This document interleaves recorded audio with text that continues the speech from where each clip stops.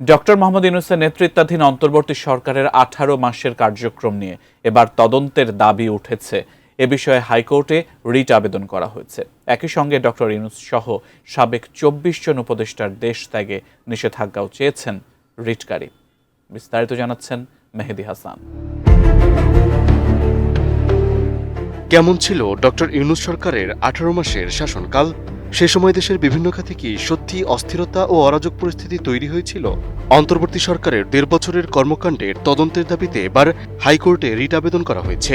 রিটে সরকারের বিভিন্ন সিদ্ধান্ত ও কর্মকাণ্ড নিয়ে একাধিক গুরুতর অভিযোগ তোলা হয়েছে। কি আছে সেই আবেদনে, আর আদালতই বা কি বলছেন এ বিষয়ে?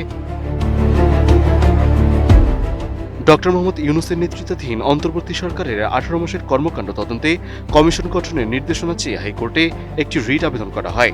17 মে শুনানি শেষে বিচারপতি আহমেদ সোহেল ও বিচারপতি ফাতিমা আনোয়ারের সমন্বয়ে গঠিত বেঞ্চ আগামী বৃহস্পতিবার আদেশের দিন ঠিক করেন। আদালতে রিটের পক্ষে শুনানি করেন আইনজীবী এম কে রহমান, মহসিন রশিদ ও ব্যারিস্টার এম আশরাফুল ইসলাম। আর রাষ্ট্রপক্ষে উপস্থিত ছিলেন অ্যাটর্নি জেনারেল মোহাম্মদ রুহুল কুদ্দুস কাজল। শুনানিতে উভয় পক্ষের বক্তব্য শোনার পর বিষয়টি আদেশের জন্য অপেক্ষমাণ রাখেন আদালত।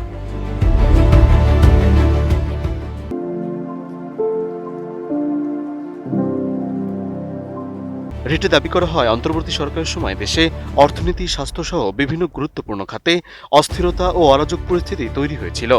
বিশেষ করে জাতীয় হামের টিকা কর্মসূচি সরকারি খাত থেকে বেসরকারি খাতে নেওয়ার কারণে দেশে হামের ভয়াবহ প্রাদুর্ভাব দেখা দেয় বলেও অভিযোগ করা হয়। রিটকারীদের দাবি, টিকা ব্যবস্থাপনায় এই পরিবর্তনের কারণে বহু শিশু স্বাস্থ্য ঝুঁকিতে পড়ে এবং অনেক শিশুর মৃত্যুর ঘটনাও ঘটে। এসব অভিযোগের ভিত্তিতেই অন্তর্বর্তী সরকারের বিভিন্ন কর্মকাণ্ডের নিরপেক্ষ তদন্ত চাওয়া হয়েছে আদালতে। এদিকে কমিশন অব ইনকোয়ারি অ্যাক্টের আওতায় একটি নিরপেক্ষ তদন্ত কমিশন গঠনের আবেদন জানানো হয়েছে। রিটকারীদের ভাষ্য, এই তদন্তের মাধ্যমে অন্তর্বর্তী সরকারের সময় নেওয়া বিভিন্ন সিদ্ধান্ত, প্রশাসনিক কার্যক্রম এবং আলোচিত ঘটনাগুলোর প্রকৃত চিত্র সামনে আসবে। একই সঙ্গে ভবিষ্যতে কোনো নির্বাচিত সরকার যেন এমন অস্থিতিশীল পরিস্থিতির মুখে না পড়ে, সে বিষয়েও একটি স্পষ্ট কাঠামো তৈরির কথা বলা হয়েছে। তাদের দাবি, রাষ্ট্রীয় গুরুত্বপূর্ণ সিদ্ধান্ত গ্রহণে জবাবদিহিতা নিশ্চিত করতেই এই তদন্ত প্রয়োজন।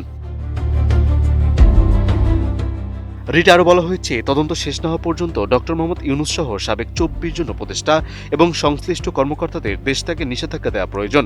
শুনানি শেষে রিটকারীদের আইনজীবীরা জানান, তারা অন্তর্বর্তী সরকারের পুরো সময়ের কর্মকাণ্ডের পূর্ণাঙ্গ তদন্ত চেয়েছেন। অন্যদিকে অ্যাটর্নি জেনারেল আদালতকে জানিয়েছেন, এ বিষয়ে সরকারের নির্দেশনা নিয়ে পরবর্তী শুনানিতে বক্তব্য উপস্থাপন করা হবে। ফলে এখন এই রিটের পরবর্তী অগ্রগতি এবং হাইকোর্টের আদেশের দিকেই তাকিয়ে রয়েছেন সংশ্লিষ্টরা। মেহেদী হাসান, এটিএন নিউজ।